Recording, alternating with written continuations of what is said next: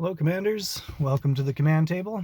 I am Mathermar and we're going to be taking on SR15 Volcanus today. He's a bit of a beast and he's going to be expensive. That's primarily due to the lack of Powerstones. The last time around we had things like Unshackle and Block and other things like that that made life a little easier, and unfortunately we don't have those today. So we're going to be working with some pretty lame Powerstones. If you would please be so kind as to like, subscribe, and if you want notifications when I drop new videos, be sure to hit that notification bell.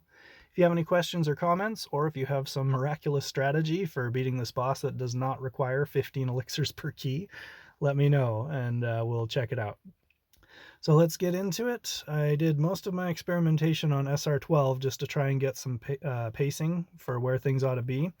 And I've got this blessed Bombot here, and I made a note to give props to Anturium because he was the one that brought that to my attention, where when you grind through and get to the boss and he pounds everything into oblivion, that Bombot strolls right up there and brings the vast majority of it back.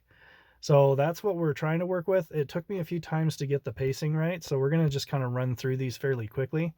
I'll cover some of the other things. Enhanced ranged, that does actually make a big difference because those Ember Fiends now hit like trucks.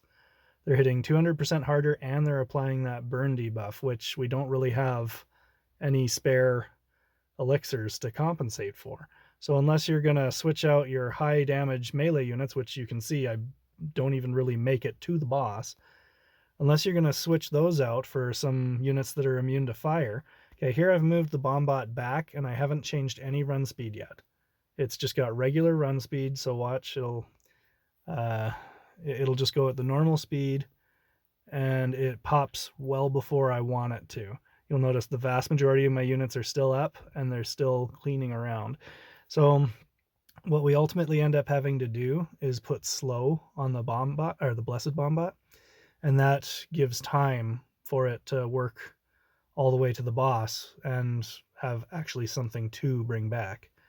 Okay, so here I've put it all the way back. I don't know if I've applied the slow to it yet. I think it's still running full speed, but I was just seeing if just putting it all the way to the back would buy me enough time, and unfortunately it did not. You'll notice most of my units still haven't even made it to the boss, and it doesn't bring back hardly anything. So for the next one, we'll just go ahead and skip ahead.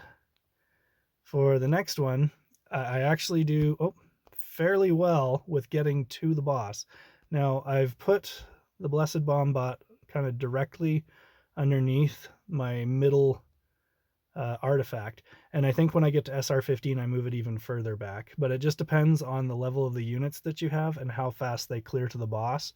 And when he gets that first pound off, you want the Bombot to hit right after that, because then your Frost Wizard should have been bought enough time to get him on lock.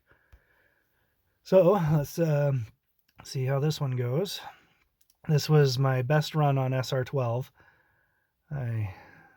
Again, on the struggle bus trying to get this one done. It is just not happening for me. So we managed to get him frozen. Then the Earth Elementals pop in a weird way and he shoots way down here, and that buys him just enough time to pound everything. And now I'm stuck. With now you'll notice once I've got him, I've just got to have enough push to clear everything out. And then once that's done, it's pretty much game over. The issue that you run into then is the earthquake will take you down around 25 seconds. Something like that. No, maybe it's 35 seconds or something like that. You're going to be taken down. Maybe it's 45. But anyway, you're going to die at some point with the earthquake no matter what you do. Okay, so moving on to SR15. You'll notice I've moved that Bombot just slightly back using kind of all the same artifacts and elixirs. And after this one, I try out a different strategy using 2 Frost Wizards and using the Primal Warhorn to see how that works. But you'll notice just down here at the bottom, I just don't have enough push to get all the way through there. If I had another level 12 Warhound or something, I might be able to get all the way through. But Warhound shards are very precious right now, and it's very difficult to get them. because everybody's upgrading their Warhounds. So that one, just not enough push. It just did not quite get there. So here we've switched out. Now we're using 2 Frost Wizards, and we've switched to the Primal Warhorn. Now the reason for that is to get that push. We just want to push to the boss and get him frozen at least some of the time. Now you'll notice that I had them at the exact same distance, and that's because the bottom doesn't push as fast. So my thought was that this guy would be shooting down here, and that would delay him running, and that they would have a stagger as far as when they cast. It is a little bit of a stagger, and the other thing to be concerned about is that Ring of Unity. It will change the pacing of their shots, because you get that bonus attack speed, and that's going to change when they're shooting. That could be either really good or really bad, but it's normally really bad. It always ends up being where it just doesn't work out the way that I wanted. So that was my best run so far. Then we put double reach on the level 12 Frost Wizard, which I think is this one up here. Yeah, it's the top one.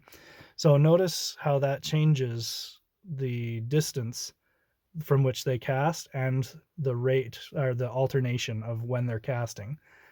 Okay, I'm able to get all the way pushed to the boss. We get 1 shot, 2 shot, and it's a fairly decent stagger. What I might have to do is just adjust that level 12 back, or the level 8 forward. Might just have to tweak around with it for a bit.